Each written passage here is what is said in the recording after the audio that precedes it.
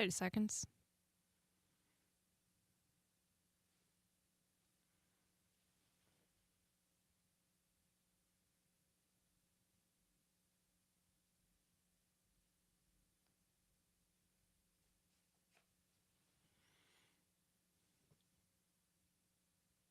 Ten.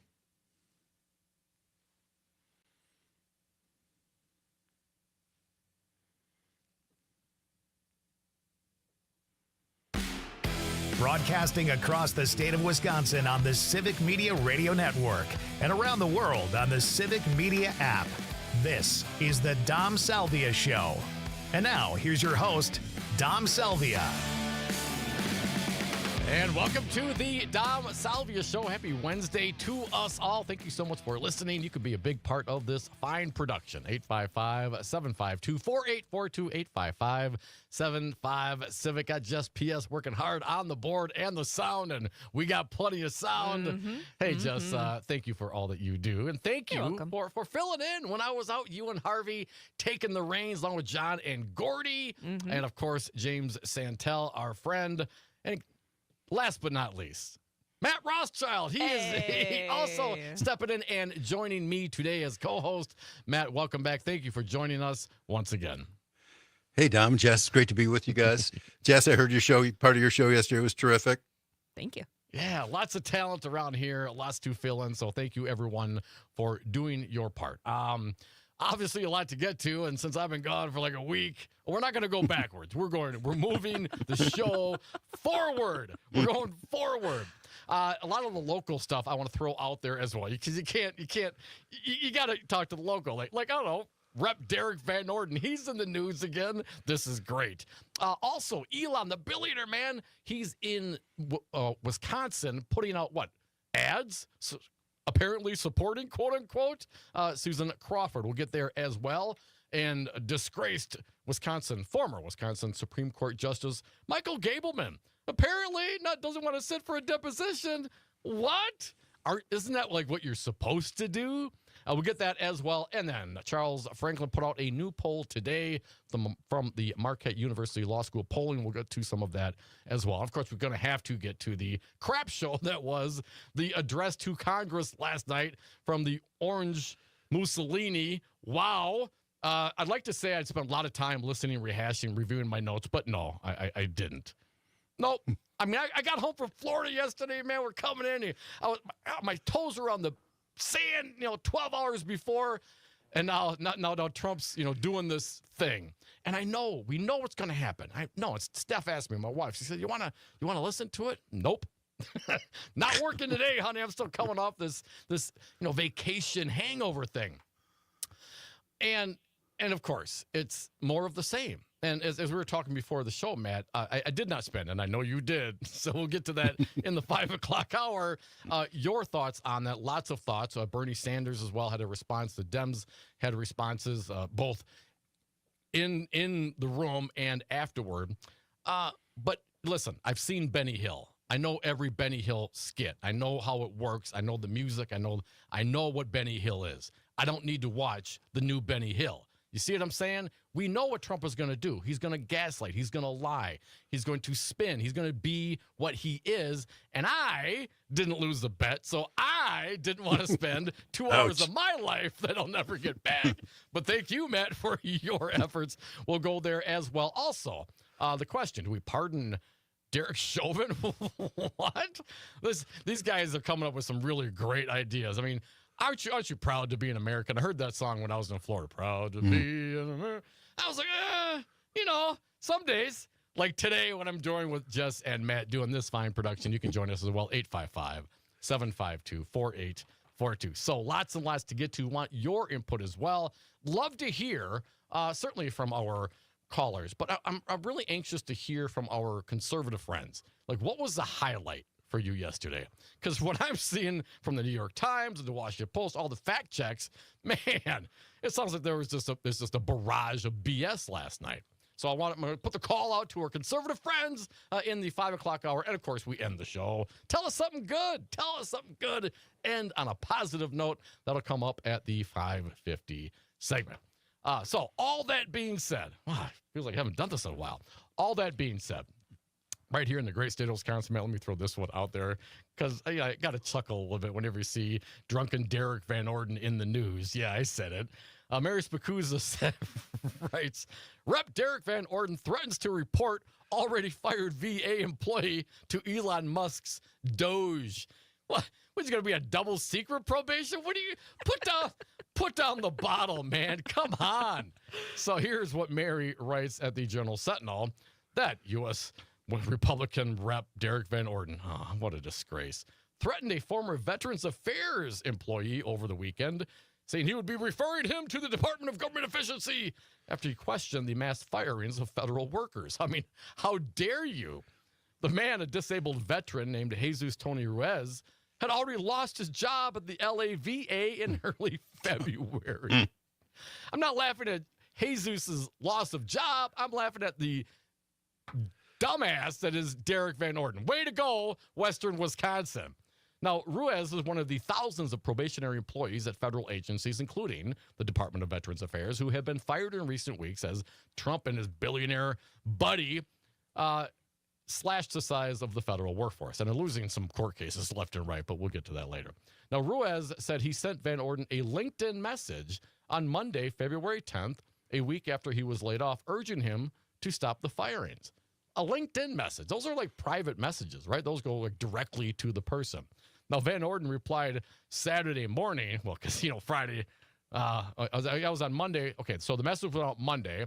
Van Orden replied on Saturday, seemingly, quote unquote, unaware that he was no longer working at the VA. Here's what drunken Derek said. I will be referring you to Doge, as it seems that at 13:46 on a Monday, he uses military time because, he's a military guy. At 13:46 on Monday, you should have been working for veterans, not posting trash about your boss, President Trump.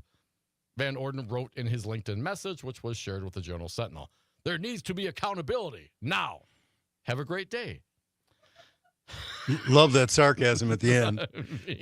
Here's Van Orden saying he's going to report him and get him fired when he's already been fired. I mean, you know what I'm saying? Come on. And there's so many things wrong with us. As you mentioned, he's already been fired. He's already been fired. And he's not on social media, as Van Orden is saying, trashing his boss. And the sycophancy from these people is just disgusting, people. Come on. Really? Your boss. Don't these folks work for the American people? I'm just saying. If we're going to end these departments, you work for the American people. Now, certainly you're part of the executive branch, and I guess Trump does have some hiring and firing capabilities within the purview of his office. But come on. And this was a LinkedIn message to Van Orden. It seemed kind of low-key to me. It's not like he was putting it up there on the X or out there on the Facebooks, on the social. If it was a message to Van Orden, who's what? He's on like the committee for this stuff, right? He's on the VA committee, yeah. Reaching out to another veteran. And this is the response that drunken Derek gives after he put down the bottle. That's my assumption. I mean, otherwise you could certainly respond within a week, but those benders can last a long time. So, Western Wisconsin, you got to do better. And what a shame. This is, and it just goes to my point. I'm ashamed, man. What Trump was doing yesterday, the way this whole thing is going down, the way that the billionaires are just straight up taking over. It is shameful. It is shameful. We broke away. I'm sorry, Matt, but we broke away from England, right? Everyone has an inalienable right for the life, liberty, and the pursuit of happiness, right? We the people. This was our thing. This is what we embrace, and now we're going what? Right back to it. The new billionaire royalty class, Matt. Yeah, and that's what Bernie was talking about, and we may get to that. He talked about this is a government of the billionaire class, by the billionaire class, for the billionaire class. The saddest thing about this Van Orden story is that Jesus Tony Ruiz was just 1 week before his 1 year probationary period was up. He was about to, keep this job at the VA with a decent salary. He'd been a great worker. He'd gotten an award earlier in the year and $1,000 prize for great work. He got a bonus, man. Yeah. He got a performance bonus. So you're saying that the party of only the best people is in fact firing the best people. The best people, exactly. As the reporting goes that the Journal Sentinel fired on February 3rd, as mentioned, within a week of his year-long probationary period ending. He said he often handled up to 60 claims a day. 60. So someone else is got to pick up the slack. Those other great workers that that Trump and Derek Van Orden respect and admire so much. Fellow veterans. Don't give me that, Van Orden. Come on. Let's see. Here's. He said he was when he was fired. He was told it was for performance. Again, after receiving a performance bonus and a great evaluation. Here was the quote that he remembered: Your failure to the Veterans Administration. You're not a good fit for the U.S. government. To the veterans, we're letting you go today. Now he's paraphrasing, but that's what they told him. You're a failure to the Veterans Administration. Yeah. So there's that. There's Derek Van Orden. But look at that callousness that these people, good federal employees, are getting. Just these impersonal, you're not a good fit for the U.S. government. Goodbye. I mean, it's a hideous way to treat people. I mean, no decent boss would do that. Of course, Elon Musk isn't a decent boss. Donald Trump isn't a decent boss. Well, and it's not a department, and he's not an employee. Although apparently Trump said during his speech yesterday that he did head Doge, so that's going to end up in court. Earlier this week, according to the Milwaukee Journal Sentinel, Ruiz traveled to Washington, D.C., spent much of the time Tuesday meeting with lawmakers, including Pelosi and Schiff. On Tuesday night, he joined other federal workers fired from the VA to attend Trump's speech. Said he was trying to meet with Van Orden before leaving D.C. Good luck with that. As for his future, Ruiz said he's thinking of moving to Wisconsin and running for office. He said he'd like to run against Van Orden and take his spot. That's my man, Jesus. That's what I'm talking about. Yes, please do. Please do. We certainly need someone good to run against Van Orden. And it is disgraceful, as you said at the top, that he is representing Western Wisconsin. He's barely won. He's a disgrace to the region and the state, and we got to get better people in there. 855-752-4842, 855-75-CIVIC. Matt Rothschild joining me today. Just PS is on the board. That's a call line and a text line. And Tiffany from River Falls, she texted in today. Try being a constituent of Van Orden's. It's a constant embarrassment. My calls and concern go unanswered and unaddressed. So frustrating.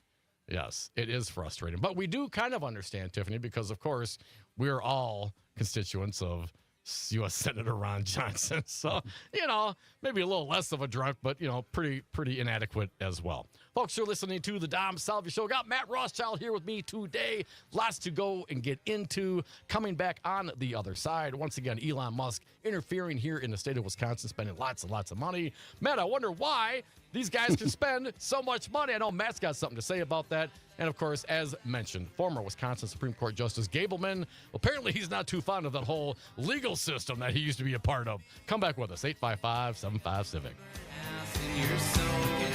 While you're at it, leave the nightlight on inside the birdhouse in your soul. Not to put too fine a point on it, say I'm the only bee in your bonnet.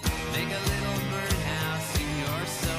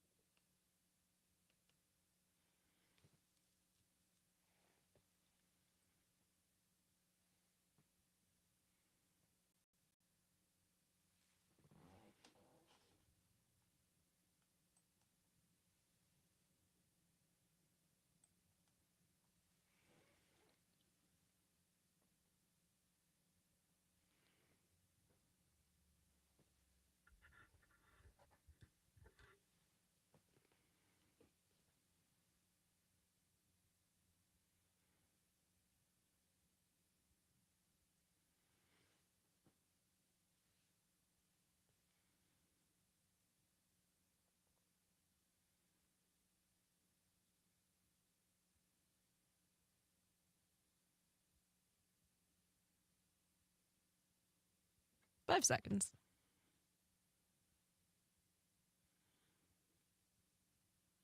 It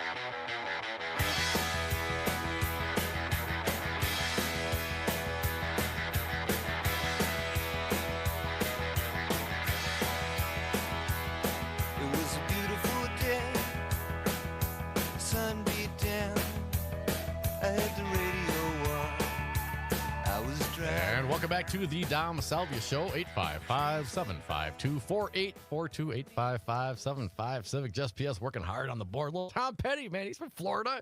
Listen to some Tom and Otter and Tom when I was down in Florida. Matt Rothschild joining me today. You can do so as well, 855-75-CIVIC. Some of the other local news that caught my eye today also. Bice reporting from the Milwaukee Journal Sentinel. Man, I mean, this just keeps getting better. Elon Musk and his pals found a new way to try to influence the state Supreme Court, only this time they're operating through a bogus front group. In recent days, the group calling itself Progress 2028, ooh, that sounds great. We love Progress, has begun running ads on the upcoming Supreme Court race on Facebook and other media platforms. Quote, Judge Susan Crawford would reform cash bail and supports second chances, not incarceration. Say thank you. That's one text message. One digital ad encourages viewers, quote, drop a comment below encouraging her to stand strong for compassionate criminal justice reform, exclamation point. Now, Progress 2028 almost sounds like it might be a liberal answer to Project 2025, which, of course, Donald Trump knew nothing about, man. The detailed conservative blueprint from the Heritage Foundation for Trump's second term. In fact, the group bills itself as a, quote, progressive voice for Wisconsin. What? It's not, says Daniel Bice from the Journal Sentinel. Rather, Progress 2028 is a front group that is underwriting fake digital ads and text messages that are supposedly promoting liberal Supreme Court candidate Susan Crawford by tying her to unpopular or controversial political positions or groups such as Planned Parenthood. The goal is to chip away support from Crawford in a race against Brad Schimmel in the April 1st election. Bice goes into some more details on it, but I'd like to get down to the bottom. The spokesperson, oh, here we go, the numbers. Overall, Progress 2028 has spent nearly $35,000 running the fake pro-Crawford ads on Facebook and Instagram since February 24th, garnering more than 1.5 million impressions, the number of times an ad appears on a screen, according to Meta. Incidentally, Building America's Future is the same group that accidentally ran a picture of the wrong Susan Crawford in some digital ads. I mean, boy, not only are they deceitful, Matt, they're also not very good at their job. The spokesman, Derek Honeyman, said this. It's not surprising that he's running fake and deceptive ads and lying to voters. Musk charged into this race, not knowing anything about it, and even used a picture of a completely different Susan Crawford in one ad. Wisconsinites shouldn't trust a single thing from corrupt billionaires like Elon Musk and his lackey, Brad Schimmel. Well, that I absolutely agree with, Matt. And the question is, how much is Musk going to spend here? I mean, he's already spent upwards of $2.5 million on this race. He could spend $25 million. He could spend $250 million, which is still couch change for him. Yeah. And that's essentially the problem we have with our campaign finance system right here. But yeah, Elon Musk is trying to interfere with our state Supreme Court race and decide who's going to be the new justice elected on April 1st, which is a crucial election. And so if you're listening, make sure you vote on April 1st and get your family members and friends out to vote April 1st. It's a really vital election. Will determine the ideological balance of the Wisconsin Supreme Court, and all in the balance then is abortion rights, labor rights, environmental protections, consumer products, all sorts of things here that we've got to defend. And the Wisconsin Supreme Court is one of the few places that can help us out right now. Matt, what about the ethics of running these kinds of ads? Now, we talked last week or a couple weeks ago,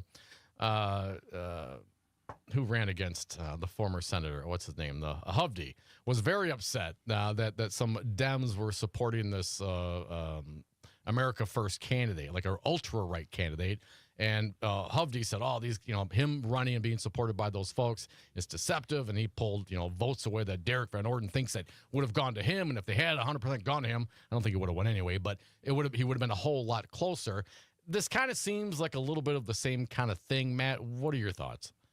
Well, and this thing, I mean, he's pretending to be a progressive voice. I mean, I was with the Wisconsin Democracy Campaign and in Wisconsin Voting Rights Coalition where we had progressive voices for Wisconsin. And for this guy to try to, appear as one of us and imitate us and then pretend to everybody who's not paying that much attention to this article that they're actually a progressive voice, I mean, that's just a fraud.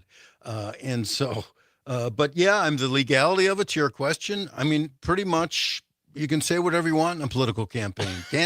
Candidates certainly can. Candidates can't be. It's okay for a candidate to lie. The U.S. Supreme Court has said previously. Now the outside groups maybe they have some liability, but this one is a disgusting ad by Musk. I'm not sure it's going to work anyway. I think it's a stupid ad because he will. He's trying to get people out there who don't like criminal justice reform. He may be getting out there people who do like criminal justice reform. So I don't think it's money well spent. But I'm not his advisor. Well, if you were a billionaire, you'd be a lot smarter, Matt. I mean, that's just how it goes these days. 855-752-4842. Let's get some callers in before we move on topically. Danny from Osh, Vegas. You are up. Happy days, Danny. What do you got for us? Hey, I'm from Oshkosh, and it's like this. On a serious note, that guy shouldn't be playing around with our VA people. Let them clean up their own system. The reason for veterans organizations is to keep that bureaucracy in Washington away from the veteran. He served his time. He did his thing. He doesn't have to kowtow to nobody. And that being able to talk to a veteran amongst veterans is words. I mean, I don't want to see that guy telling veterans service officers and anybody else in Veterans Administration to do anything because it doesn't seem he doesn't even have a handle on what he's doing except sending out his little mini people to go in the files. Now that's okay. I'm not knocking it. That he came up with a lot of money. That's cool.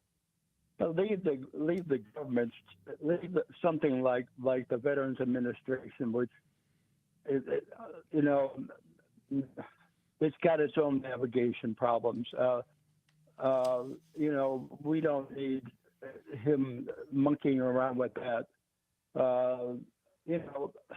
I don't know what else to say about it, but man, I don't like when people are trying to tell veterans what to do. Yeah, absolutely, Danny. Thank you for your observations and for sharing with us. I totally agree with you. Folks, come back with us. More of your calls, 855-752-4842. Former Wisconsin Supreme Court Justice Michael Gableman. He don't like those depositions much, but he sure wanted them when he was in charge. Come back with us.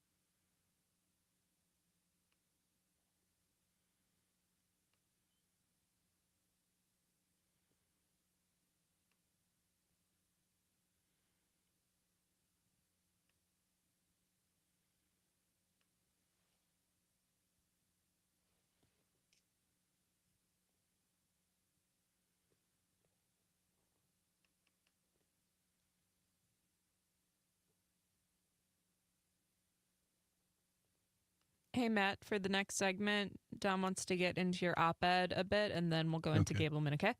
Sounds good.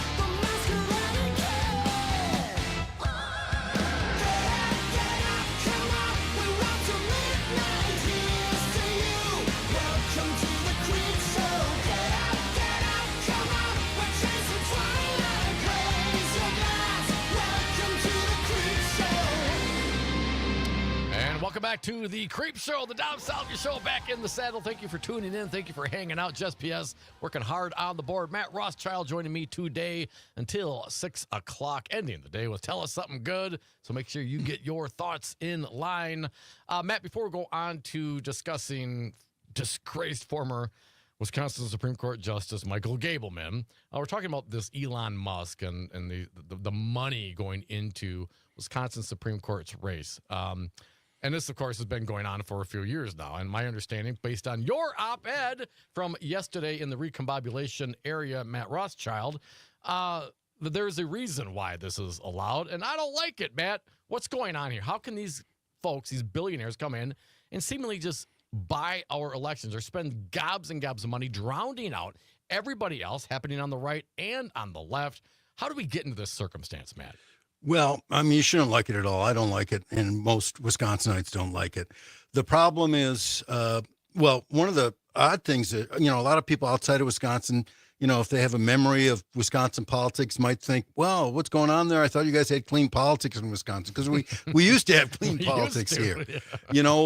Prior to the rewrite of our campaign finance law by Scott Walker and the Republican gerrymandered legislature in 2015, the most that the richest person in the world or the richest person in Wisconsin could give to any candidate was $10,000. So if that law was still on the books, Elon Musk could only give $10,000, to Schimmel or to the Republican Party of Wisconsin. He couldn't give a dime to anybody else or any political party or any outside group like that fake outside group he's funneling money to right now. $10,000 was it, and you were done. Was that an accumulative $10,000? That was an aggregate limit. Okay. $10,000. But then so you could give 5 here and 5 there, but yeah, no he more could than give 10. Right, 5,000 to Schimmel, 5,000 to the Republican Party, and he's done. Okay. Or whatever combination. Sure. But because of some U.S. Supreme Court decisions, including the McCutcheon decision in 2014 that said you can't have aggregate limits on federal donations, they violate the rich person's First Amendment rights, because some rich Republican was spending $560,000 or some ungodly amount on candidates and wanted to spend $561,000 or something like that. Anyway, they said, "Oh, poor little rich kid, we don't want to have any limits on you." So that was a problem. The bigger problem was, though, that the Wisconsin legislature in late one night in November 2015, and I was in the gallery at the state capitol when they were rewriting our campaign finance law, they totally threw out the limits on donations to political parties, because there was a $10,000 limit on donations to political parties. Now the sky's the limit on donations to political parties, to outside groups, and to candidate committees. There's a $20,000 limit. But why should Elon Musk give Brad Schimmel $20,000 when he can give outside groups, $200,000, $2 million, $20 million, or $200 million? And then the groups can shuffle the money among themselves. I mean, he could give $20 million to the Republican Party of Wisconsin that could then give $20 million to Brad Schimmel. I mean, it's all a shell game now, and there's no limit as to what the richest person or the richest people in the country can do. And this is a bipartisan problem. Let me make it clear. Democrats, Ben Wickler's getting money from, liberal billionaires. But I don't think our democracy should be a tug of war between a handful of billionaires on the left and a handful of billionaires on the right. We all should have an equal tug on that rope, but we just don't. And everybody knows it. Everyone knows that these rich super billionaires have, inordinate amount of influence here on our campaigns. And this campaign finance law needs to be rewritten. If Democrats ever get control of the state legislature, which they may in 2026, top priority should be rewriting our campaign finance law and reinstituting some sensible limits. They even took out the nice rhetoric about why we need campaign finance reform or decent law in Wisconsin. That was one of the most appalling things. They said they took out the language that said we need to have some integrity in our elections, and undue amounts of spending really calling into question the integrity of our elections. And the Democrats at the time were screaming, at least keep that language. They didn't want to keep that language or language about transparency or anything good about democracy and money. They wanted it all out the window, and so it went out the window. Folks are listening to the Dom Salvia Show. That is Matt Rothschild joining me today. Just PS is on the board, 855-752-4842, 855-75-CIVIC. Matt, to me, this seems like this kind of just undue influence, drowning out everybody else, because I can't spend $20 million on anything. I mean, I got checks, but unless I post date them, you're probably not going to be able to cash them. I see this akin to, yelling fire in a crowded theater. That's where we're at right now. And you got freedom of speech, but you can't yell fire in a crowded theater. You know what I'm saying? And if money is speech, you still can't yell fire in a crowded theater. And we're at the point now where they're yelling fire in a crowded theater. That is the ultimate result of these rulings on these laws. And is it okay for one person's speech to drown out other people's speech? Because that's what's going on right now. And so they're interfering with our First Amendment rights to speak and to listen. And that was part of the dissent in the 2010 Citizens United decision by the U.S. Supreme Court. The dissent there by Justice John Paul Stevens said other people's First Amendment rights are being trounced on by the big money voices. And I think we got to remember there are a lot of ways to look at the First Amendment, not just, the crude way that the U.S. Supreme Court has looked at it and given, the super rich all this power over the years through Citizens United and a whole bunch of decisions that date back to the late 19th century. I mean, those things have to be overturned. There's a group in Wisconsin that's working to overturn them called Wisconsin United to Amend. Actually, the De Pere Common Council became just a couple of weeks ago the 179th community in Wisconsin to say that its people want to see Citizens United overturned and give people back their voices in our elections and have sensible campaign finance reform again. So there is this mass movement here in Wisconsin and nationally to try to solve this problem. And then there are good legislators like Senator Chris Larson here, who's introduced a bill in session after session to give us meaningful campaign finance reform here in Wisconsin. It hasn't passed because Republicans still have the power in the state Senate and the state assembly. But if that changes, we could try to get at this problem. Fundamentally, you got to amend the U.S. Constitution or get a better U.S. Supreme Court, which isn't going to happen anytime soon, to overturn some of their precedents that have been so bad. This money equals speech, corporations equals people. I mean, those are two fallacies that are just ruining our ability to have equality in our elections. I'll believe corporations are people when Texas executes one. 855-752-4842. Not talking about the actual electeds, Matt. Is it your impression that the concern over money in politics is truly bipartisan, that everyday Republicans, everyday Democrats, everyday independents, even those that don't engage in the political process, that this is something that people want to see action on? It definitely is. I mean, when I was executive director of the Wisconsin Democracy Campaign, I'd travel all over Wisconsin and talk about two issues. One was gerrymandering, and we got a little victory on that, which was nice. The other was money in politics. And in community after community, of these 179 communities, it's not just Madison and Milwaukee. You've got communities up and down the state who are in pretty red areas. But people understand that they don't have an equal voice and that big money, whether it's from Pritzker and Soros on the Democratic side, or whether it's from Elon and Diane Hendricks and Elon Musk on the Republican side, no one wants to see all the mud on our screens constantly. We're just sick and tired of it. It's disgusting. Let's get to the Milwaukee Journal-Sentinel here. Speaking of Wisconsin Supreme Court Justice, Molly Beck reporting that Michael Gableman is refusing to testify before a lawyer disciplinary board over issues tied to his election review. Just a few paragraphs, then your consideration, Matt. Gableman cost taxpayers millions of dollars. Let's not forget that, millions of dollars, while conducting a fruitless review of the 2020 presidential election, is refusing to testify before a state disciplinary board in a case alleging he violated rules governing attorneys' behavior. Yes, he did. The State Office of Loyal Regulation, the OLR, filed a motion on Friday to compel a former Supreme Court justice to sit for a deposition 2 weeks after Gableman canceled with short notice on a previously agreed upon meeting in February. Instead of seeking an order to limit or stop the deposition, Gableman, quote, simply had his attorney send an email saying he would not attend the deposition because of Fifth Amendment concerns, violating state discovery laws, according to the motion. Sorry, I'm not going to do that, Fifth Amendment. Sorry, can't make it. Sorry, can't make it.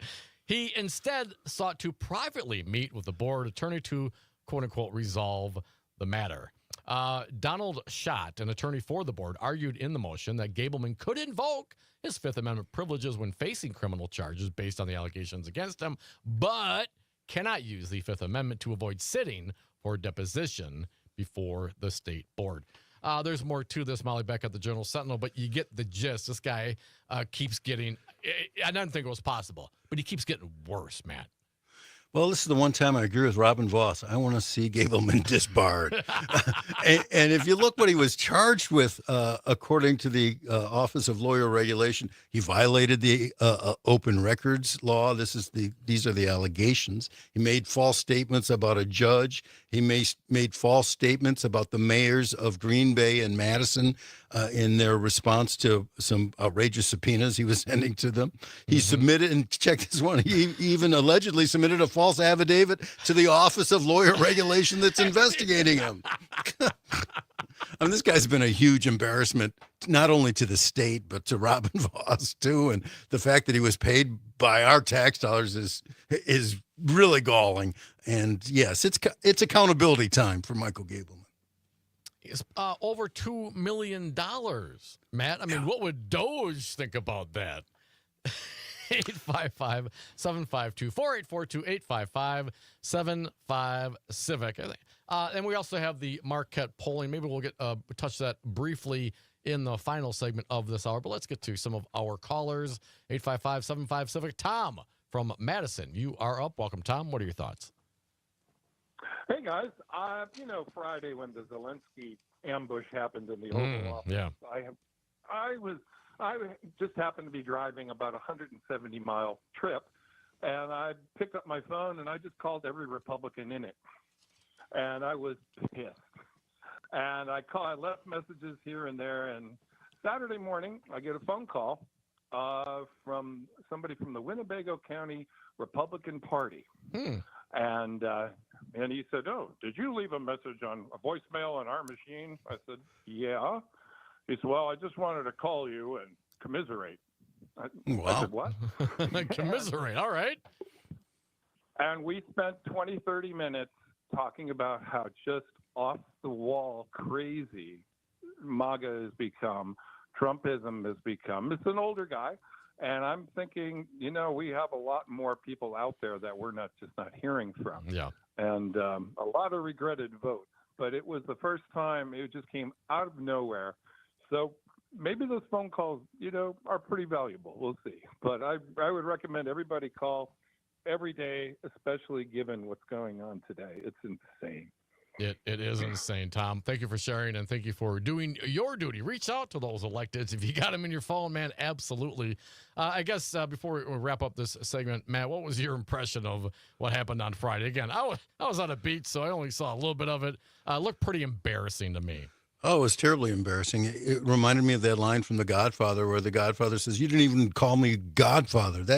He wanted them to bow, and he wanted Zelensky to bow and scrape, right, and kiss the ring, and he didn't do it enough for Trump. And of course, J.D. Vance, sandbagged him there too in a ridiculous performance in and of itself. So it was a disgraceful moment for U.S. foreign policy and for the U.S. government and for America.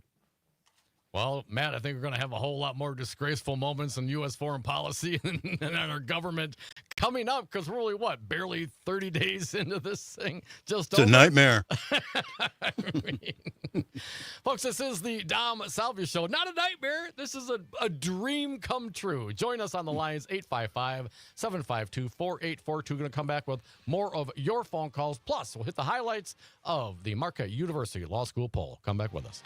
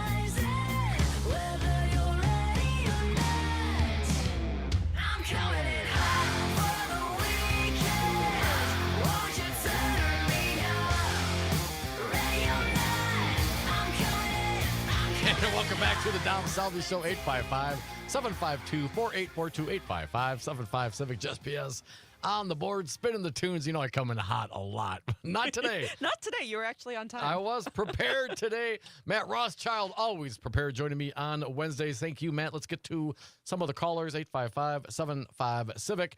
Richard from Waukesha, you will be next. Happy days, Richard. Welcome. What do you got? Well, this cableman guy, what do you do with him? Get the cable guy, maybe at Christmas time, put him under the tree as a present or something and plug the tree in, or what do you do?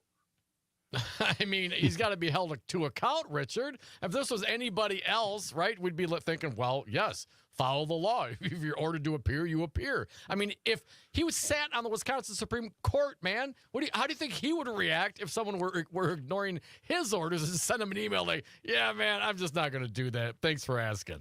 You're going to have to give him a ride. Right. Can someone pick me up? I can't get there. Thanks for playing, Richard. 855-752-4842. Mark from the SAC, you are up. Happy days, man. What do you got? Well, happy days. I texted you the picture of my response to Trump's no mask order. That my Guy Fawkes mask with my support Ukraine mask over that. Yes. That it's just ridiculous. And as far as for Crawford supporting, that they're saying, well, she doesn't believe in bail. Actually, the Constitution says excessive bail should not be required. Yeah. Under that's the Eighth Amendment, I guess.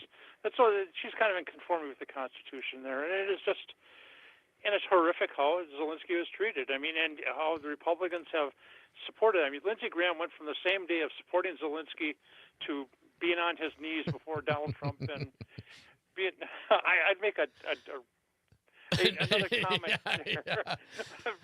Well, that's all right, Mark. We'll cut you short there. I see Jeff's hand on the button like, hang on, come on. Mark, appreciate it. And, it's funny because it's so sad and embarrassing and stupid and anti-un-American. I mean, for real. We're talking about, this whole Zelensky and the whole Ukraine thing. And apparently now, Matt, I've seen reporting that not only have they paused some funding, but also going to stop sharing intelligence. And what good, are all the bombs and the weapons if you don't know where to use them? So, I mean, I question, Matt, if and we'll get to Donald Trump, and perhaps this is a good segue into it eventually. What would Trump do differently if he were trying to actively support the Kremlin than what he is doing right now? Right. No, he's doing everything Putin wants. And Mark is right about Lindsey Graham. Lindsey Graham used to be John McCain's buddy and right-hand man. And then he just, he flipped for Trump. And then after January 6th, he said, I'm getting off the Trump train, and they got right back on the Trump train. I just don't understand how someone like him sleeps at night. I really don't. Well, it's easy. If your morals or don't have any, you just don't worry about it. Because if nothing, if you can change your mind so quickly, so easily, and all the things that the Republicans over the course of my young life, Matt, that they said they stood for, family values, right? Patriotism and fiscal responsibility, all those kinds of things that we've heard Republicans talk about, strong foreign policy, right? Supporting and spreading, helping spread democracy around the world. What happened to that? Where was it? Was that all just BS back then? Because that's what people were talking about and saying, and now that there's a new guy in town and there's a new conversation to be had, and now it's all about make America great again, and I don't feel like it's really great. In fact, I think the way that this administration is jumping from one foot to the other, putting on tariffs and now pulling back tariffs, and I mean that's not. I mean, the only way it makes sense to me, Matt, is if they're playing the market on it, man. I mean, because the president has the ability to drive the market, and if you sell short, then you can, knowing he's going to pull it back and it go back up, people can make money on what he's doing. And I don't put it past these people, this administration, the billionaire class, to play those kinds of macro, huge games that no one else, that we couldn't play. It's like insider trading to some degree, and I have zero proof of that, other than the fact that otherwise it's just bunk policy coming out of the White House. Yeah, and it changes day to day. And, our enemy yesterday is our friend today. And, I'm going to put tariffs on today. No, I'm going to take them off this afternoon. I mean, maybe they're day traders. Who knows? This is what I'm saying, man. I mean, I don't know what I mean, if I had the ability to do that, to get in front of the bully pulpit and say, I'm putting tariffs on and I'm going to drive this market to the ground. And boom, it drops 2%. And then you load up on the shorts or whatever, and then you say, all right, and then you buy in because now you know it's going to come back up. I mean, that kind of mentality is certainly held by some of those billionaire folks because they think they're above it all, man. I mean, we're not. What is it with about these billionaires? It's a sickness. They're hoarders. 855-752-4842. Cam, you will have the last word this hour from Appleton, Miles Stomping Grounds. You got about a minute, Cam. What do you got for us? I'm still getting nightmares of you shouting Mild Stomping Grounds. You're like gigantic in those dreams, and I don't know what to do about it because that's not reality. But so a couple hours ago, Maxine Waters of California, a congresswoman, just said that essentially, I'm abbreviating, but she said Elon hacked the election, and they're still trying to figure that out. Oh, Maxine Waters, congresswoman from California, throwing out there supporting Cam. Did she give any evidence of that, Cam? No, I called their office and asked them if they wanted information on it, and they very enthusiastically were telling me, yes, please send it. All right. One of their personal addresses. Right on, Cam. Keep us updated. Folks, you're listening to the Dom Salvia Show. Come back on the other side. We're going to jump into the Trump speech. Matt Rothschild, just PS, and you, 855-752-4842. But don't worry, we're going to play more Bernie than we will Trump.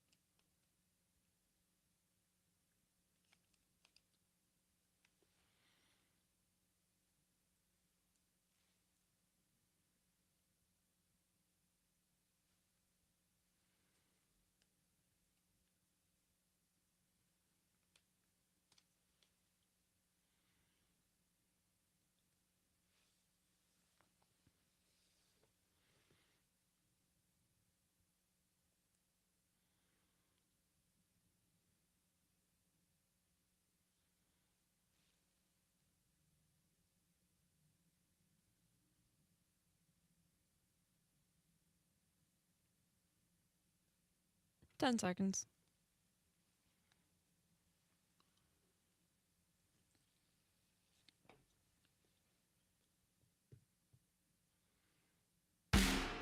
Broadcasting across the state of Wisconsin on the Civic Media Radio Network and around the world on the Civic Media app. This is the Dom Salvia Show. And now, here's your host, Dom Salvia. And welcome to the Dom Salvia Show. Thank you for tuning in and listening. You can also be a part, 855-752-4842, 855-75 Civic got just PS working hard on the board and the sound, which we're going to get to today. Also, Matt Rothschild joining me until 6 o'clock. We're going to wrap this whole show up at 5:50 with Tell Us Something Good. You know the drill. We end the day on a positive note, so join us for that as well. Matt, Donald Trump spoke for a historic 100 minutes yesterday, and I was traveling, so I didn't get a chance to see it or hear it live, but I know you did. It was agonizing. It was excruciating. That's 100 minutes of my life I'm never getting back. We do have some sound. We're going to highlight a little bit of it. We have some Bernie Sanders as well. Senator Alyssa Slotkin, a Democrat from Michigan, gave a response as well. But, Matt, before we get to the Trump sound, at least there's a few clips that we have to give it a little flavor, the whiff of authoritarianism. You know, Stinky. Yeah, it's stinky. What was, of the time you spent as you reflected and in regret afterward, as you pondered your life and wondered why you did that, what was your takeaway, Matt? Well, it was just the same old Trump, you know. It was just the same bluster, the same bull, the same boasts. The speech was littered with whopping lies and the same old stale rants about immigrants and trans folks and DEI. Not much about solving everybody's financial day-to-day problems. And also just nothing but sneering contempt for the Democrats. And he used poor old Joe Biden as a punching bag over and over and over again. I thought that was really repulsive. Yeah, keep on blaming the last guy. I mean, come on, man. At some point, Donald Trump, this is your economy. This is your administration. Let's get a couple of the lowlights, if we would, Jess. And Yeah, fine. folks, you got to have your broccoli before you can get the cheese. But broccoli's good. I do like broccoli, too. Before we get some Senator Sanders, but let's start at the top. The most successful 6 weeks to start a term? I mean, really? Let's hear it. I stood beneath the dome of this Capitol and proclaimed the dawn of the golden age of America. From that moment on, it has been nothing but swift and unrelenting action to usher in the greatest and most successful era in the history of our country. Oh, God. I mean, I get really scared when people talk like that because that means it's going to be terrible. I mean, you know what I mean? It's like, oh, everything's going great. Nothing could possibly happen. It's a beautiful. Then you get in a car accident. You know, it's like, I really doubt that. And if his action or the multiple executive orders that he issued, and many of them are held up in court, we're going to really have a test here, Matt, coming soon of this administration and his ability to cajole Congress, because we got a budget fight coming on. We got a shutdown like weeks away. I mean, the guy uses more superlatives per minute than I think any other human being who's ever lived. It's just, this is the greatest. This is the best. This is the most golden. You know, some people say, you referenced, he was complaining about the Democrats. Got a little bit of that. Let's play cut 2, please, Jess. And these people sitting right here will not clap, will not stand, and certainly will not cheer for these astronomical achievements. They won't do it. Astronomical. What achievements? What achievements are we talking about? Okay, may I just digress briefly here, because I want to throw this one out there from the Raw story. Let's see here. The savings aren't large. Conservatives say Doge is just a distraction for what's next. A couple of these folks, a conservative from the New York Times, David French, and a Manhattan Institute's Jessica Reidel, saying that the savings that Doge is claiming won't come close to the tax cuts Republicans are planning. And this goes to Trump's point. All these great, wonderful things. Here's the conservatives. In the short term, soaring borrowing will push up inflation and interest rates in 2021. We all saw how the American Rescue Plan that Biden enacted pushed up inflation that was already on track to be a little high coming out of the pandemic. That plan added about 3 more points to the overall inflation number. It also pushed up interest rates. In the long term, it's even worse. With our debt reaching levels higher than we've seen in the developed world, you will eventually get to the point where Washington can't even borrow enough money to pay for its spending. That will then force the government to go to the printing press, and then you have all sorts of problems. We want to stop the train before we get to that point. Now, Doge has claimed to have saved $55 billion, but Riedel said the real number was closer to $2 billion, maybe at best. Quote, even that $2 billion may not ultimately happen because, technically speaking, Doge cannot impound and unilaterally reduce federal spending. Any spending cuts legally have to be reprogrammed elsewhere unless Congress goes in and reduces the spending levels. So right now, I would say Doge has saved $2 billion, which, to put in context, is 1/35th of 1% of the federal budget. 1/35th of 1% of the federal budget, otherwise known as budget dust. Budget dust. So maybe it's $2 billion, according to the conservatives at the Institute and at the New York Times. Maybe. Then I got to wonder, well, how much time is being spent? How much lost efficiency, lost labor of people talking around the water cooler, right? People getting fired from their jobs and rehired and going back and forth. I mean, there's huge amounts of inefficiency going on because of the behavior and antics of this administration. I would wager to bet it's cost us more than $2 billion to jump from one foot to the other for the last 45 days than any budget dust they're going to save, Matt. Yeah, and then they're getting rid of, thousands of people at the IRS who would be collecting money for us. So only from those rich people, though. That's okay, man. And they don't want that to happen, God forbid. Right. And that's the thing, because, the big thing coming down the mountain is this huge snowball of tax cuts to the billionaire class and the multimillionaires. And what's that going to do to our ability to, to balance the budget here and get some fiscal responsibility? 855-752-4842. A little more from the Trump address from last night. The tariffs, an adjustment period. Bear with me. Man, he was going to solve that stuff on day one. There's no bearing with you. Let's play cut 3, please. Our farmers, starting on April 2nd, it may be a little bit of an adjustment period. We had that before when I made the deal with China. $50 billion of purchases, and I said, just bear with me. And they did. Yeah. They did. They did. Probably have to bear with me again. He paid out $28 billion from the CCC fund, which was a leftover from the New Deal. The guy tapped into the New Deal to fund the farmers who were going broke because of his action the last time around. That wasn't a loan. That wasn't a bailout. That was just cash money out the door during an election cycle to people who usually vote for Donald Trump. I think he wanted his name on those checks, too. Matt, do you recall him running on an adjustment period? No, everything was going to be great. Now it's, a little bit of adjustment. Bear with me. A little disturbance, he said some other time in the speech. Now he's hedging his bets and he's telling people, it's going to be a bumpy ride. It's not going to be such a beautiful ride. Well, it won't matter to him, though, right? He's not worried about paying the cable bill. He's not worried about buying eggs. None of these billionaires, come on. Same with Elon Musk. He said there might be a little bit of pain. Elon Musk and his family not going to be feeling any pain. The guy lost like $14 billion in one day last week. You think he even knew about it? Did he even know? If he didn't read the financials, he wouldn't know. Because he's so busy working for the American people. I mean, if you buy that, if you actually buy that, come on. You got to be kidding me. Have you ever met a hustler in your life? You know what I mean? You ever get your pocket picked? You know what I'm saying? You ever know how to steal your backpack? That's what we're talking about here. 855-752-4842. Let's just do 2 more from the Orange Mussolini. Doge. Now, who's heading Doge? I don't know. Who's heading Doge? Let's hear who the president thinks is heading Doge. Cut 6, please, Jess.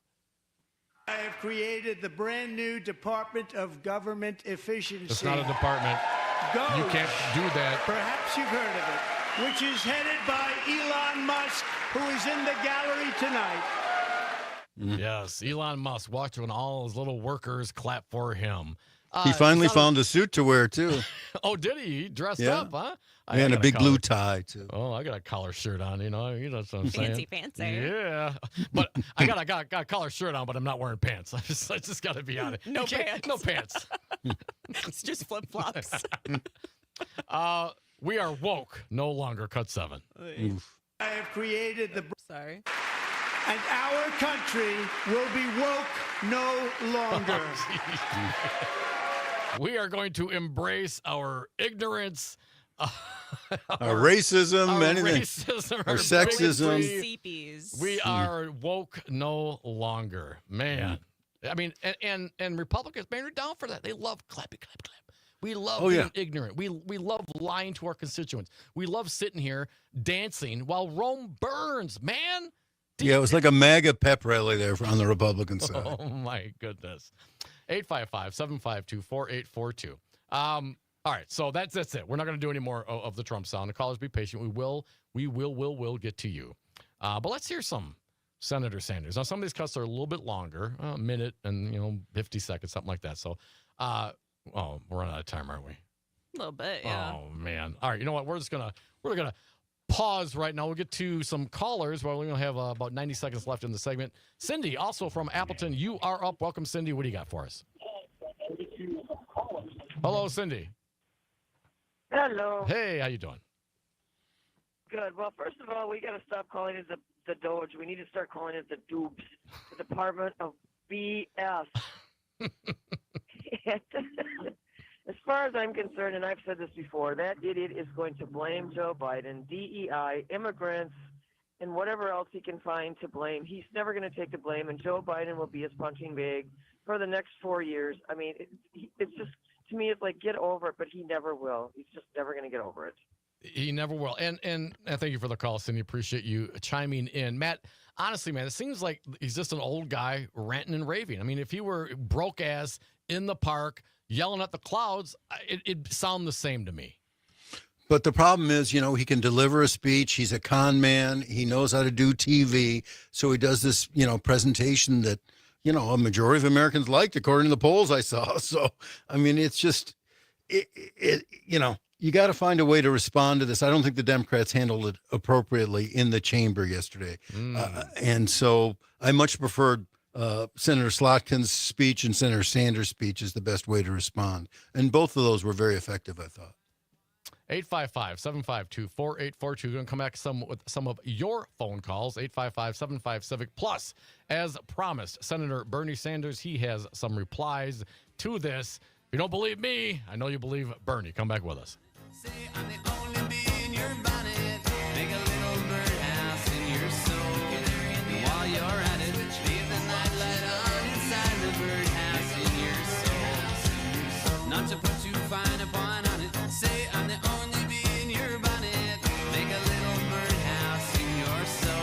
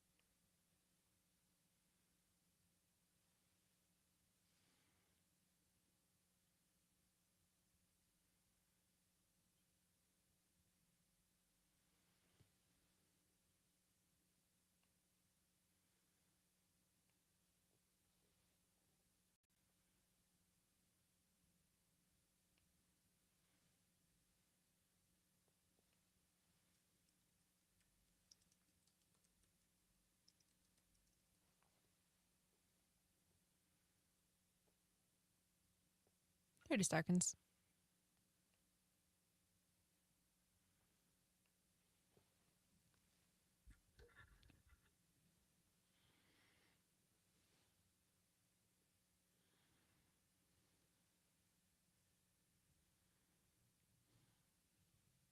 Ten.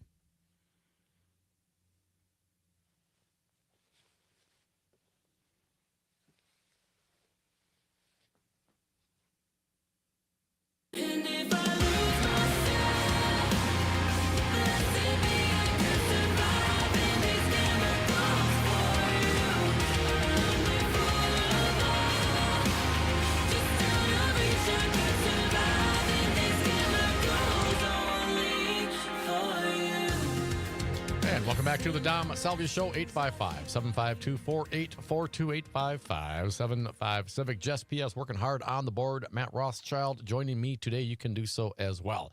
We played a little bit of the lowlights, just a little bit from Trump. Thanks, Jess. I know you didn't want to do it. But now we have a guy that I truly admire and respect and wish he would have been the president, and love the way this guy thinks. And you know, there's a few people stepping up and saying things. Bernie, AOC, Matt. I know you didn't think. Let's talk about that briefly before we get to Bernie. The reaction of the Dems in the room, you thought was what? Not effective? Not effective. Maybe silly. I think the waving of the signs was kind of silly and looked juvenile. I thought Representative Green standing up and waving his cane at Trump when Trump was just starting, and saying something that we couldn't hear. So it was from the viewer's perspective, to me, it looked just like an crazy old man with his cane. And I just didn't think that was effective. I know people want to see resistance to Trump. I want to see resistance to Trump. But I put myself in the mind of who are you trying to, someone out there who, doesn't like what Trump's doing entirely. Maybe we can bring him over to our side of thinking. And then if you saw that behavior by the Democrats, is saying, God, I don't want this. I don't want more of this partisan wrangling, even though Trump was delivering a ton of partisan wrangling from the podium. But I just don't think it was effective communication. I'm all about trying to, bring people to the progressive side here. And I don't think that moved anybody. And I don't think it really inspired people either. I mean, the people walking out who had resist on their back of their shirts, that seemed okay to me. But the rest of it, I just, I didn't think there was an ability to win doing stunts during a speech like this. I didn't think it was good when Alito was telling Obama that he was lying and that other people were interrupting Obama or Biden's speech. I just don't think it's effective.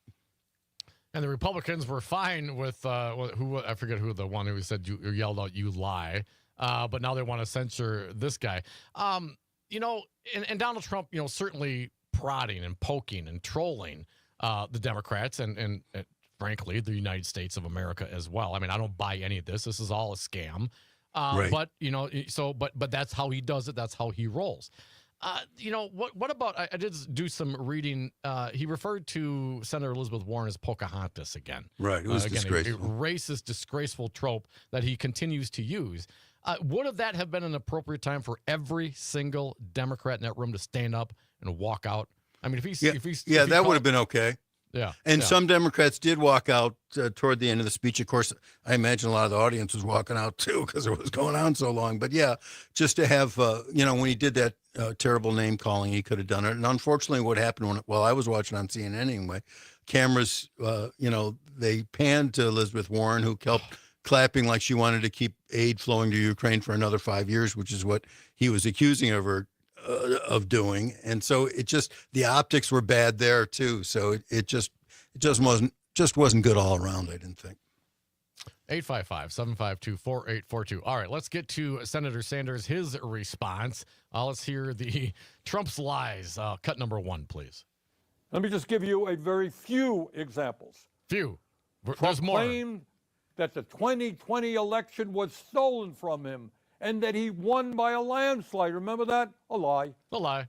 Trump claimed that the January 6th insurrection was a day of love. A lie. Trump has claimed that millions of undocumented people voted and do vote in American elections. A lie.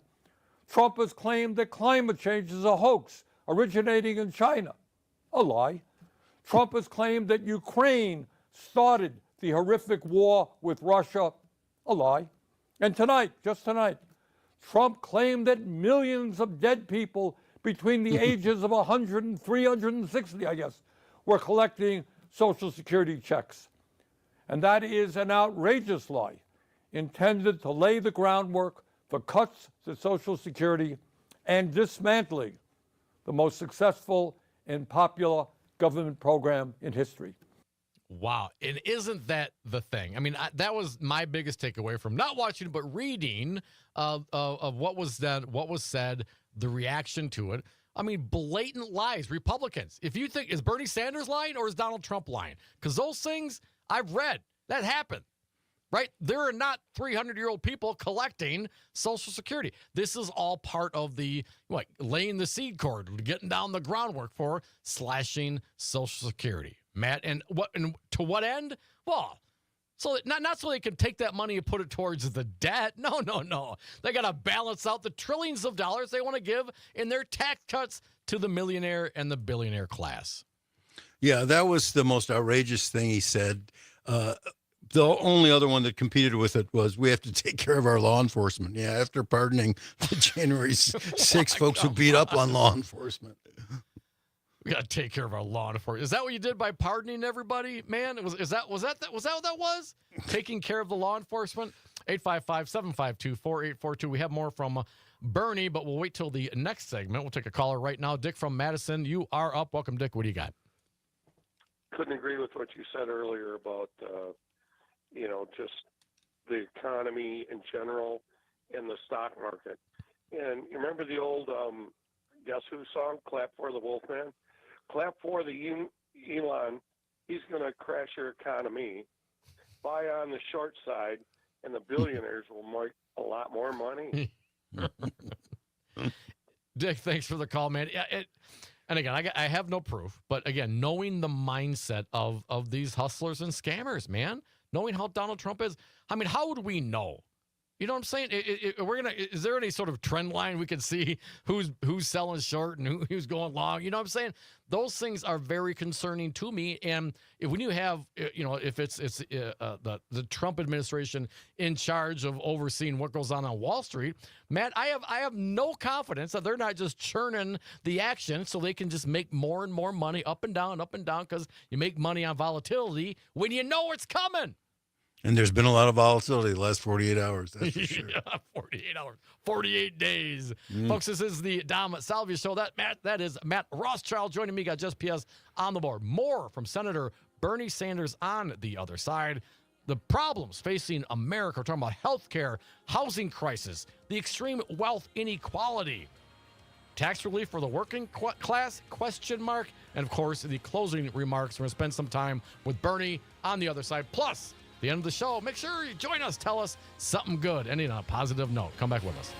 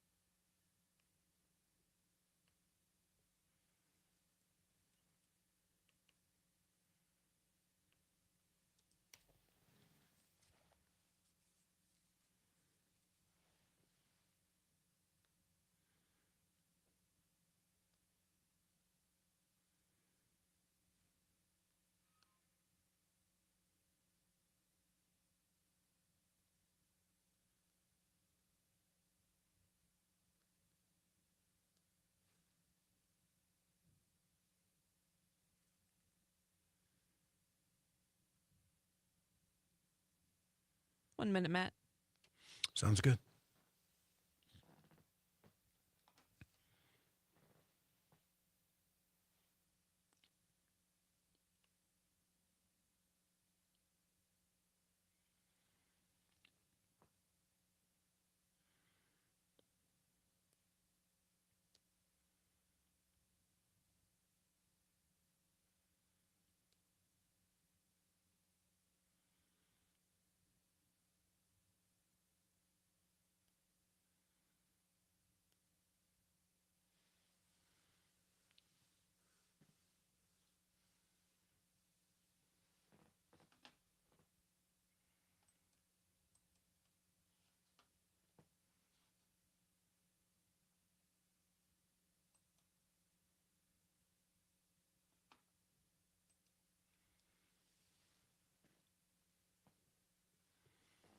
When the choir starts singing and the kids ain't watching, and the angels need a reason to pray.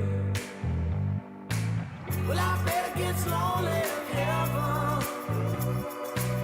Well, I bet that God gets lost too. Well, I bet it gets lonely in heaven. Well, I bet that God sings the blues. Welcome back to the Dom Salvia Show, 855-752-4842. Just PS working on the board, spinning the hits, playing the sound. Thank you, Just Matt Rothschild, joining me today as well. You can join us as well, 855-75-CIVIC. We're getting through the Bernie Sanders, Senator Sanders' response to the Trump speech from last night. Sanders not quite as long in his speech, but I think he had a whole lot more to say in the short time that he had to say it. So let's play it for the people. Jess, if you would please, let's start out with cut number 2. Now, the purpose of all of this lying is not just to push his hateful right-wing ideology. It is not just to try to divide us up. It is more than that. It is a masterful effort, and you saw that tonight, to deflect attention away from the most important issues facing the people of our country. Issues that Trump and his billionaire friends do not want to address because it is not in their financial interests to do so. Matt, my understanding is Donald Trump spent about 14 seconds. The things that he actually ran on. What was your take on how the president addressed, some of those things, reasons he got elected on? Yeah, I thought he was going to bring down the price of eggs on day 1. Instead, on day 45, he's still blaming Joe Biden for the price of eggs. I mean, he really, as Bernie was saying, was trying to deflect attention by all the stuff about, DEI, all the stuff about immigrants and all the, in the garish and ghoulish, victims of violence, family members who are up in the crowd that he bows to. And it was a set piece. And it was, as Bernie said, to distract attention from the fact that he wants to give all these tax breaks to the billionaire friends, and that they're the folks who are running the show, and the rest of us are going to suffer. And they don't care about it. He doesn't care about it. He barely talked about it last night. Well, Bernie is talking about it today, and we're going to play it for you folks right now. Some of the real problems facing Americans that I did not see reported on, and perhaps, Matt, if any of these were addressed that Bernie talks about, since you did spend the time, let us know, because I want to be, honest and forthright with our audience. But I know what Bernie has to say. Let's start with cut number 1, living paycheck to paycheck. Today, 60% of Americans are living paycheck to paycheck. Unlike Trump, I grew up in a family that lived paycheck to paycheck, and I know something about that reality. It means that every day, millions of Americans worry about how they're going to pay their rent, pay for childcare, pay for a doctor's visit when they get sick. They worry about what happens when their car breaks down and they can't afford the $1,000 it costs to get it fixed, and what happens when they can't get to work because they don't have a car. They worry about how they can afford to buy healthy food for their kids when the price of food is off the charts. Funny? I heard Trump speaking for 90 minutes tonight. I didn't hear one word from him about the economic reality facing 60% of our people, or the enormous stress that they are living under. Bernie didn't hear it, Matt. I didn't read about it. Did you hear it?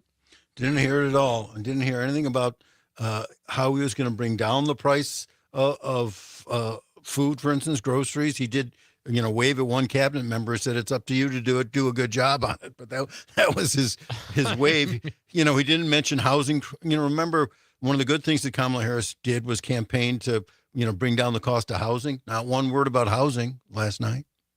Bernie does have something about housing. Let's skip to cut number 3, please, Jess. Mr. President, we have nearly 800,000 Americans who are homeless. Over 20 million of our people spend more than half of their limited income on housing. We have a major housing crisis in America. Everyone knows it, apparently, except you. Because in your speech tonight, I didn't hear you mention the housing crisis.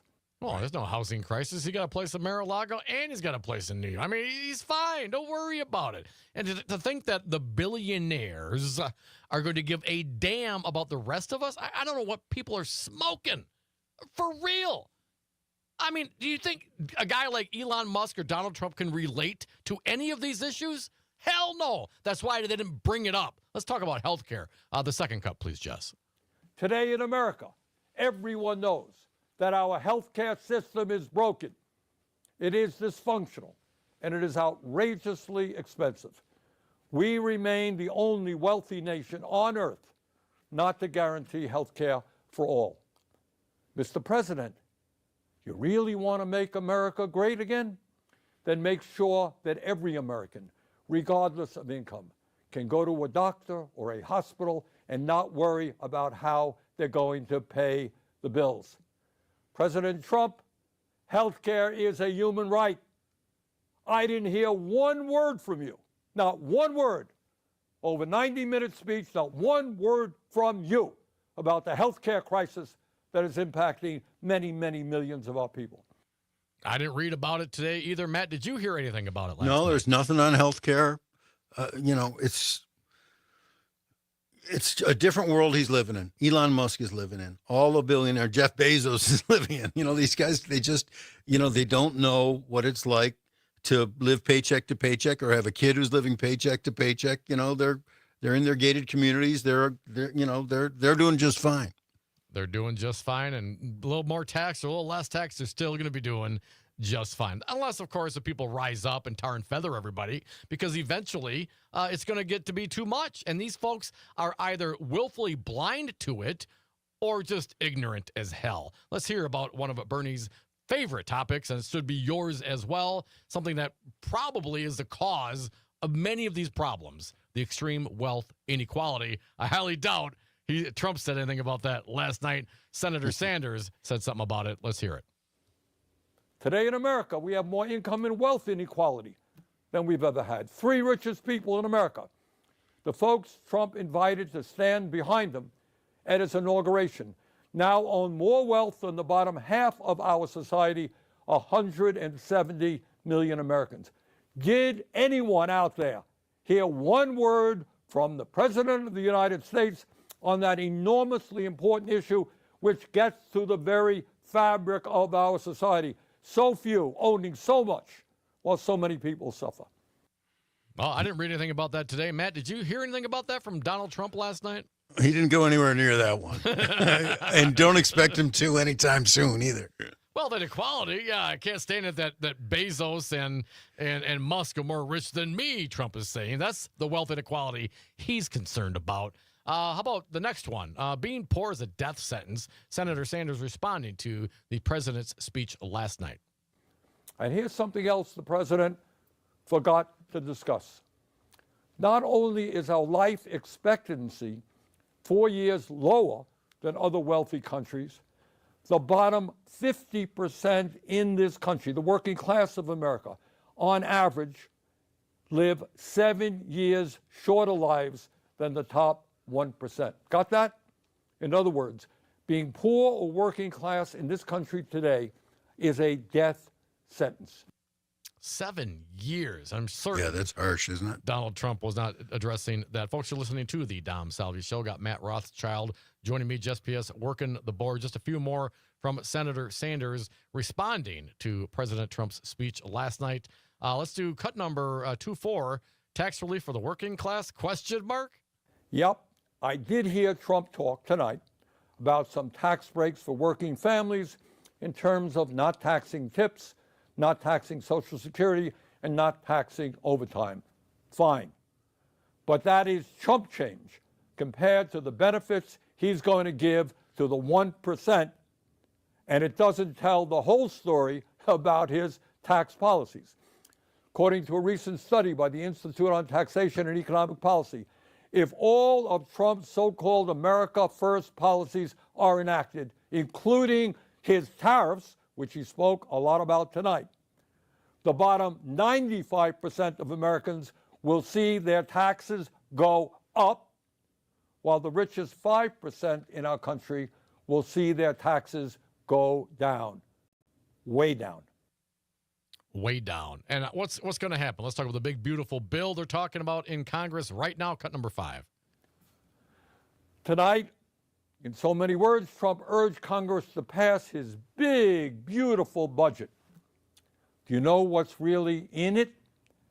This budget would cut Medicaid by $880 billion. Oh, I guess Trump forgot to talk about that. $880 billion cut in Medicaid.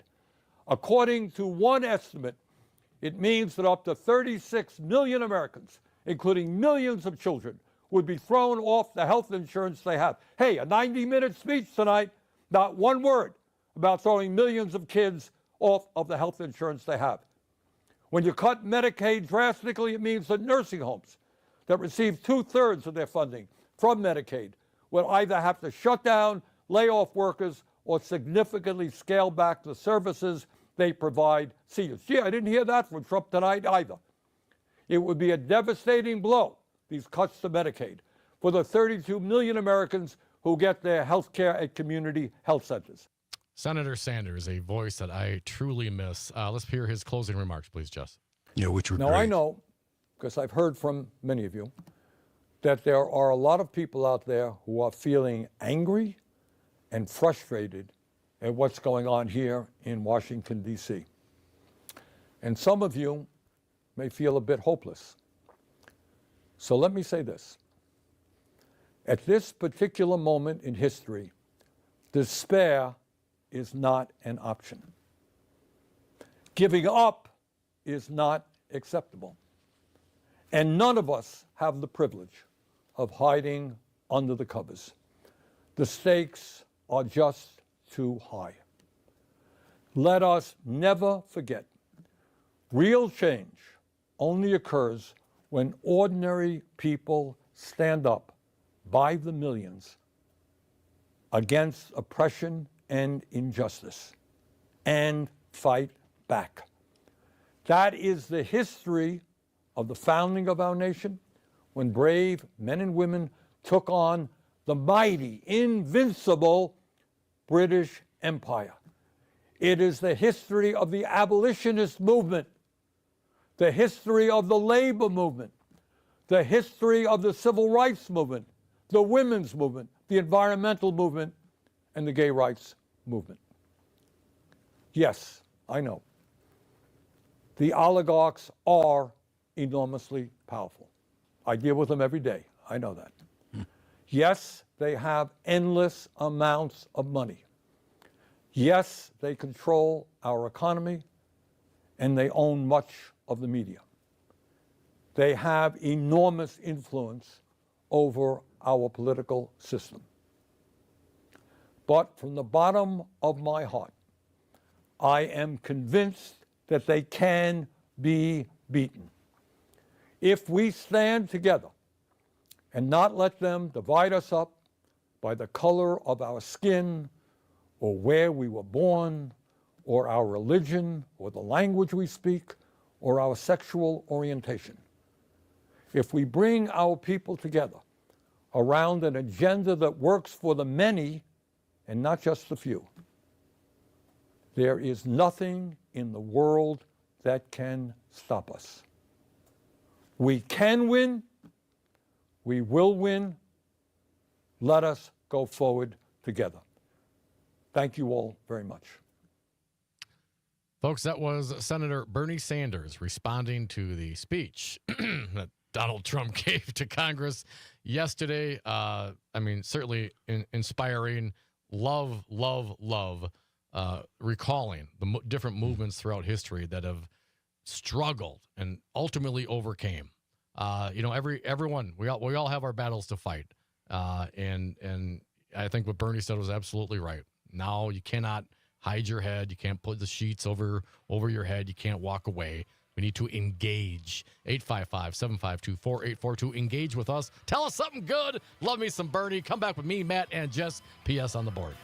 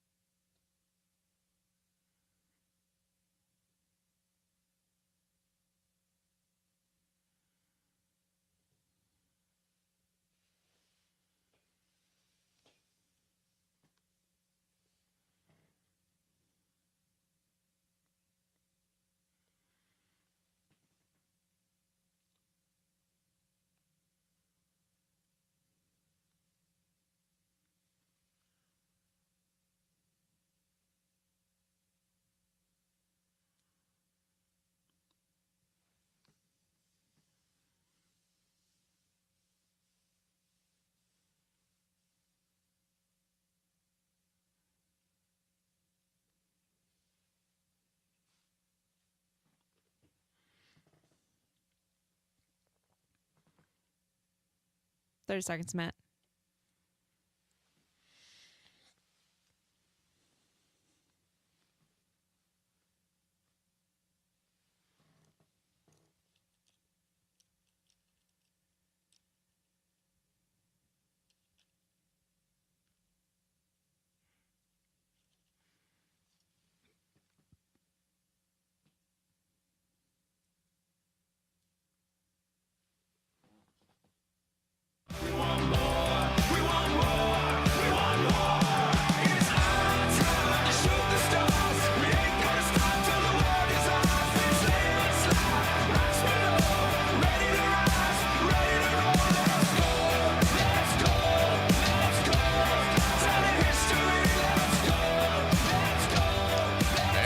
To the Dom Salvia Show, 855-752-4842, our last segment of the day. So if you got something to say, hit us up right now, 855-75-CIVIC. But you know the rules. If you got something to say, you got to have something good to say as well. We like to end this fine program on a positive note.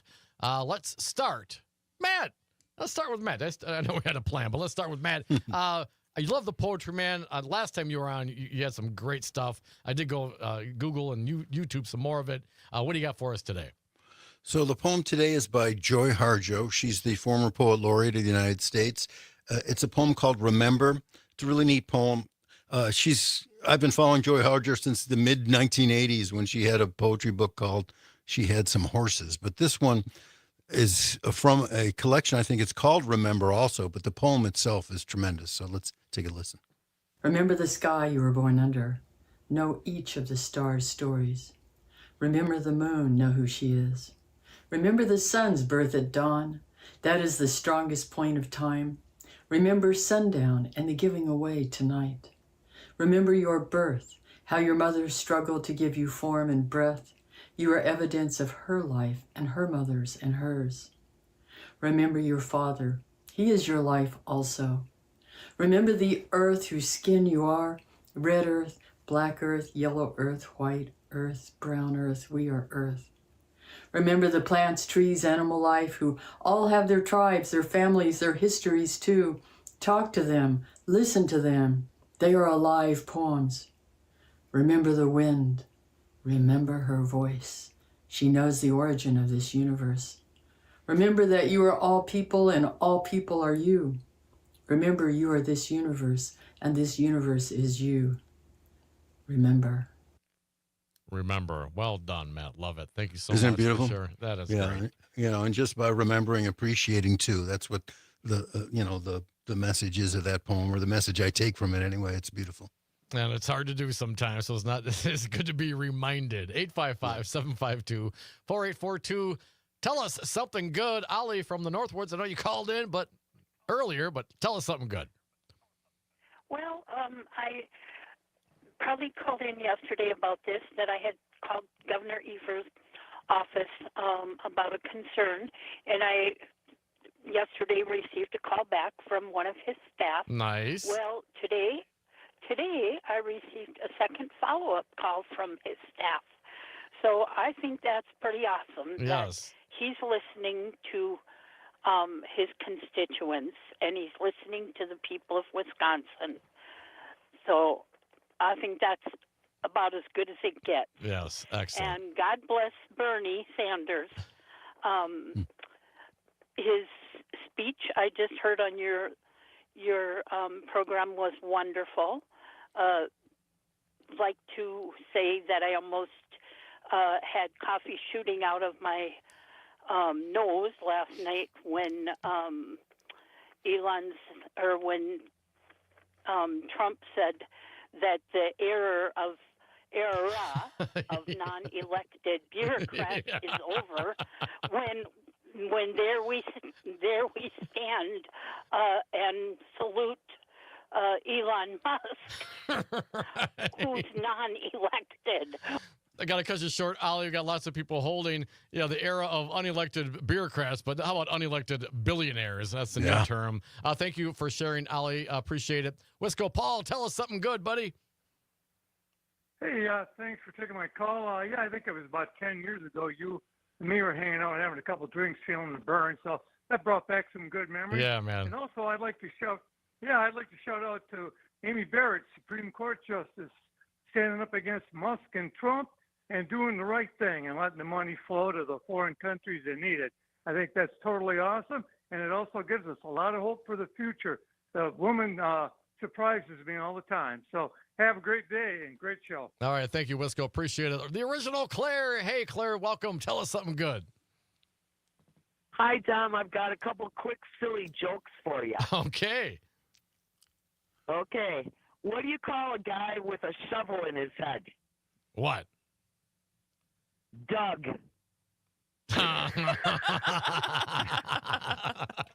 Got to cut you short there because we got some more. Thank you, Claire. Didn't see that one coming. Charles from Milwaukee. Welcome, Charles. Tell us something good. Oh, I just wanted to let you know my wife and I had a great time in Puerto Rico. We stayed in a Airbnb on the 18th floor facing the Caribbean Sea, and the weather was just perfect. Yeah, it's a wonderful, wonderful place, man. Thanks for sharing, Charles. Appreciate it. 855-752-4842. Len from Madison, he chimes in. Something good. Forecasted high temperatures will reach 60-plus degrees next Monday and Tuesday. How about you, Jess? You got anything you want to share? A very peaceful moment. Last night, I fell asleep to the rain against the window, and my cat curled up next to me. And even though the world outside was crazy, I hadn't watched Trump's address, and it was a peaceful moment. You got something good for us? Well, I was in Florida, and it's lovely down there when the beaches and the sand and the sun and the water. But one thing I really noticed being on the road quite a bit here in Wisconsin, the roads in Florida are great. I mean, they are smooth. They're expansive. They're almost brand new. Some got nice little reflectors on them at night. Unfortunately, they're full of Florida drivers. Thank you so much for listening to the Dom Salvia Show. Thank you, Matt Rothschild. Always a pleasure, my man. Thank you for stepping in while I was gone. Jess, thank you as well. Doing the same, producing, coming up and hosting. Man, you're awesome. Thank you to our fair audience. Thank you for joining us. We will be back here tomorrow doing it all over again. Have a wonderful evening. It will be warmer next week, so that's something good.